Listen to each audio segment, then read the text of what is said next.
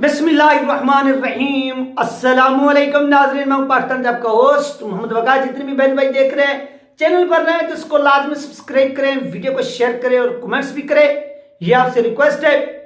तो आज वीडियो में नाज़रीन जो बात होगी कि तहरीक इंसाफ के बाद तहरीक लबैक पाकिस्तान को हटाने का किसका मकसद है, इसके पीछे किसका हाथ है और एस्टेब्लिशमेंट ने नून लीग से हाथ खड़े क्यों किए हैं। और इस वक्त जो सदीक जान एक सूखी मेंढक जिसको आप जानते हैं कि उन्होंने इस चीज की क्या की है, तस्दीक की है। तो ये तमाम चीजें क्या हुई हैं, कैसे हुई हैं, वो आप इस वीडियो के अंदर जान सकेंगे।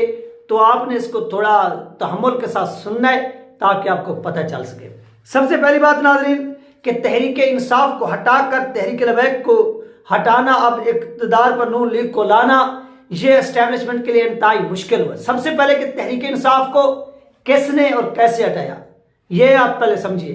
तहरीक इंसाफ का जो इंतखाबी निशान था वो बल्ला था, और जिसमें एस्टेब्लिशमेंट हो गई या और लोग हो गए, उन्होंने जो भी चाल चली। और आलम साद शरीफ साहब ने भी जब अपना इंटरव्यू दिया समा न्यूज़ के ऊपर तलत हुसैन को, उन्होंने ये वाज़ेह कहा कि मुकाबले का मजा तब आता जब इमरान खान भी हमारे मध्य मुकाबले, यानी तहरीक इंसाफ को हटाना ना हटाना इससे टीएलपी को या साद रज़ी साहब की सेहत पर कोई असर नहीं पड़ता, बल्कि साद शरीफ साहब को हमेशा अपने मुखालफिन के साथ जो खेलने का मजा आता है कि वो भी मैदान में हो, उनके भी हाथ खुले हों। और यहाँ पर इनके भी हाथ खुले हुए साद शरीफ साहब के, और इनके जो साथी हैं इनके भी मजा तो तब है। और साद शरीफ साहब किसी के साथ यानी किसी के हाथ बांधे हों उनके साथ वो लड़ना पसंद नहीं करते, बल्कि उनके साथ वो रहम करना पसंद करते हैं और उनको पानी पिलाना पसंद करते हैं, ताकि उनकी जो एक किस्म की नफरत है वो मोहब्बत में तब्दील हो।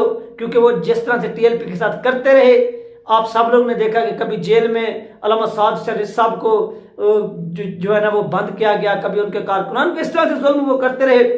तो वहां पर एस्टेब्लिशमेंट ने सबसे पहले किसको हटाया, तहरीक इंसाफ को हटाया। और उनके तमाम जो कैंडिडेट थे वो आजाद हैसियत में खड़े हो गए, यानी इनका जो इंतखाबी निशान था जस्टिस काजी फैज़ ने वो डिसीजन दिया, डिसीजन के ऊपर बल्ला बैन हो गया, यानी इंतखाबी निशान छीन लिया गया। अब पूरे पाकिस्तान में ओवरऑल क्या हो गया कि तहरीक इंसाफ का हो गया सफाया, उनका इंतखाबी निशान बल्ला जो था वो भी मिट गया, वो भी खत्म हो गया। अब वो क्या करें, आजाद हैसियत में हिस्सा ले रहे हैं और उनको एस्टेब्लिशमेंट जो है ना वो खरीद रही है। बाद लोगों की मेरे पास इतलात मिली है कि उन्होंने स्टाम्प लेकर दिए तहरीक इंसाफ के लोगों ने कि हम क्या करेंगे कि हमें आजाद हैसियत में इलेक्शन लड़ने दिया जाए और हम जीत कर फिर जहां पर आप कहेंगे उस जमात में हम शामिल होंगे। ये एस्टेब्लिशमेंट के लोगों को क्या किया गया, एक किस्म का स्टाम्प जो है ना वो लिख कर दिया जो तहरीक इंसाफ के कारकुन है। ये बात हो गई। और इस तरह से तहरीक इंसाफ को हटाया गया किसकी खातिर, नून लीग की खातिर। तो नेक्स्ट चलते नाज़रीन तहरीक लबैक पाकिस्तान की जानिब। क्या वो तहरीक लबैक को हटाना किस तरह से हटाना है, और जो नून लीग चाहती है और एस्टेब्लिशमेंट ने हाथ खड़े क्यों किए हैं। दूसरे नंबर पर यानी इस वक्त जो पाकिस्तान के अंदर कैंडिडेट खड़े हैं, तहरीक इंसाफ तो होगी खत्म, ओवरऑल खत्म हो गई, ठीक हो गया, उनका कोई कैंडिडेट नहीं है, आजाद हैसियत में सब मैदान में उतर हैं। पीछे एक पार्टी बचती है जिसका नाम है तहरीक लबैक पाकिस्तान। ओवरऑल पाकिस्तान के अंदर सबसे ज्यादा जो उम्मीदवार खड़े किए गए हैं वो तहरीक लबैक पाकिस्तान की जानिब से खड़े किए गए। यानी केपीके के अंदर आप देख लें, वो लिस्ट भी मेरे पास पड़ी हुई थी। तहरीक इंसाफ ने जो किया वो किया, अपने कैंडिडेट वो भी आप समय आप आजाद हैसियत में तहरीक लबैक ने पंजाब के अंदर जो कैंडिडेट खड़े किए, इसके बाद सिंध के अंदर जो खड़े किए, फिर सिंध के बाद उन्होंने बलूचिस्तान के अंदर जो खड़े किए, बलूचिस्तान के बाद उन्होंने जो केपीके के अंदर खड़े किए, ये तमाम चीजें मिलाकर तहरीक लबैक पाकिस्तान इस वक्त 2024 के इलेक्शन में सबसे ज्यादा कैंडिडेट खड़े करने वाली जमात है। यानी यहाँ पर तहरीक लबैक पाकिस्तान एक बहुत बड़ी अच्छी पोजीशन में है कि वो अच्छी खासी सीटें ले जाएगी। और यहाँ पर नून लीग क्या चाहती है कि अब आपने तहरीक इंसाफ को तो हटाया है, ये एस्टेब्लिशमेंट से वो मुतालबा करें कि अब आप तहरीक लबैक पाकिस्तान को भी हटाएं। एस्टेब्लिशमेंट ने हाथ खड़े क्यों किए, एस्टेब्लिशमेंट ने हाथ खड़े इस वजह से कि उन्होंने कहा है कि यार आपके जो कैंडिडेट है यानी साद हुसैन रज़ी साहब ने 700 से ज्यादा कैंडिडेट मैदान में उतारे हुए हैं और आप लोगों ने उतारे हुए 500।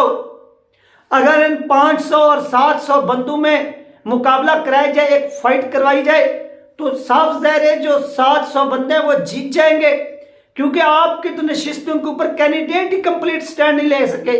तो जहां पर आपका कैंडिडेट ही खड़ा नहीं, तो वहां पर हम लोग किस तरह से क्या करें कि तहरीक-ए-लिबायत पाकिस्तान को वहां से आउट करें, हटाएं, हराएं, ये हमारे लिए भी मुश्किल हो गया है। और इस वजह से क्या किया कि एस्टेब्लिशमेंट ने हाथ खड़े किए, नवाज शरीफ को ये सुर्ख झंडी दिखाई है। और ये तहरीक-ए-लिबायत पाकिस्तान की कामयाब जो है ना वो हिकमत अमली है कि उन्होंने अभी से ही इस नून लीग को शिकस्त दे दी है, वो पांव पकड़ रहे हैं। अब जहां पर आप देखेंगे 700 अगर टीएलपी का ओवरऑल 700 से ज्यादा जो कैंडिडेट खड़ा है, स्टैंड लिया हुआ है, पंजाब असेंबली होगी, सिंध असेंबली होगी और इस तरह यहाँ पर, तो यहाँ पर जो नून लीग का कैंडिडेट स्टैंड ही नहीं ले रहा, तो उसको एस्टेब्लिशमेंट किस तरह जिताएगी। ये तो एस्टेब्लिशमेंट के लिए भी सर दर्द बन चुका है। और नवाज शरीफ को अब यही चीज खाई जा रही है कि टीएलपी इक्तदार में आ सकती है, लेकिन इसको भी हटाएं और हमें इक्तदार में लाएं।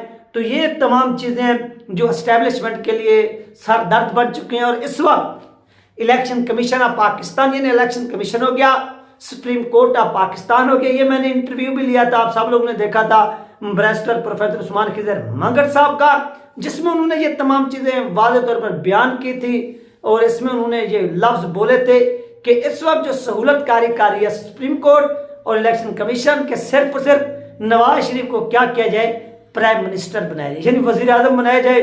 तो उनकी बात नेक्स्ट जनवरी के अंदर जो है ना वो फिक्स यानी साबित हो जाती है कि नवाज शरीफ को नाअहल से अहल कर दिया जाता है और इस तरह से इक्तदार में लाने की तैयारी पूरी हो जाती है। लेकिन यहाँ पर भी अवाम के अंदर जिस तरह से इनको जूते पाड़ रहे हैं इनके कैंडिडेट को, तो ये तमाम चीजें इनसे मुश्किल हो गई और ये सोचने पर मजबूर हैं कि यार हम अब किस तरह से टीएलपी का मुकाबला करें, या एस्टेब्लिशमेंट भी यही चीज चाहती है कि हम इनको किस तरह से हराएं, क्योंकि अब तो कैंडिडेट ही खड़ा करने में कामयाब नहीं हुए। और यही वजह है कि इन तमाम चीजों को मद्देनजर रखते हुए अब टीएलपी को किस तरह से हराया जाएगा। यानी टीएलपी अगर सीटें जीतती है तो आपको मालूम है कि जो इन्होंने अभी तक इलेक्शन के मैदान में किसी के साथ इत्तेहाद नहीं किया, जहां पर ये मैदान भी वसी है।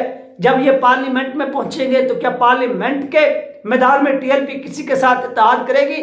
तो जवाब मिलेगा कि नहीं, टीएलपी पार्लियामेंट में भी किसी के साथ इत्तेहाद नहीं करेगी, बल्कि वो ऑपोजिशन की बेंचों पर बैठेगी और वहां पर बैठकर अपना जो मुकदमा है वो लड़ेगी। वहां पर इनका किसी के साथ इत्तेहाद, वहां पर फिर क्या होगा? अल्लामा साद शरीफ साहब ने एक पहले जो है ना जो लीडर होता है उसको पता चल जाता है कि यार आज ये हुआ है पाकिस्तान की सियासत के अंदर, कल ये होगा, परसों ये होगा और तरसों ये हुआ है। ठीक हो गया? तो अल्लामा साद शरीफ साहब ने बिल्कुल ठीक कहा कि यही लोग होंगे, ये लोग क्या करेंगे कि यही लोग नवाज शरीफ को, यानी ये पीपल पार्टी, नून लीग, ये इकट्ठी होगी और ये पार्लियामेंट के अंदर, कौमी असेंबली के अंदर एक दूसरे को क्या करेंगे, वोट देंगे, वोट कास्ट करेंगे और एक दूसरे को यानी ये बारियां लेंगे, वज़ीर आज़म मुंतखब कराएंगे। तो ये इनको अभी से अल्लामा साद शरीफ साहब ने एक्सपोज किया है और इनकी जो मुनाफकत है उस मुनाफकत को पूरी कौम के सामने अयां किया है, दिखाया है। तो यार ये है वो आपका लीडर जिसकी इतनी सोच जो है ना वो काम कर रही है और वो अभी से इनको क्या कर रहा है, एक्सपोज कर रहा है और एक्सपोज करके दिखा रहा है और ये पूरी कौम देख रही है और ये चीज पूरी कौम देख रही है और कौम को देखना भी चाहिए और कौम को भी इंसाफ करना चाहिए और एस्टेब्लिशमेंट को भी इंसाफ करना चाहिए कि मजीद बदनामी से अगर बचना है तो ये बदनामी जो है ये अपने माथे पर जो दाग है वो नवाज शरीफ को जितवा कर आप ना लगाएं, बल्कि आप वो लोग सामने लेकर आए जिनको पब्लिक भी चाहती है, जिनकी पब्लिक के अंदर भी मकबूलियत है, जो पब्लिक के अंदर भी मकबूल है और वो काम कर रहे हैं। तो ये वो तमाम चीज़ें हैं जो इस वक्त नाज़रीन पाकिस्तान के अंदर हो रही हैं, चल रही हैं और आप लोगों के साथ क्या की गई हैं, बयान की गई हैं।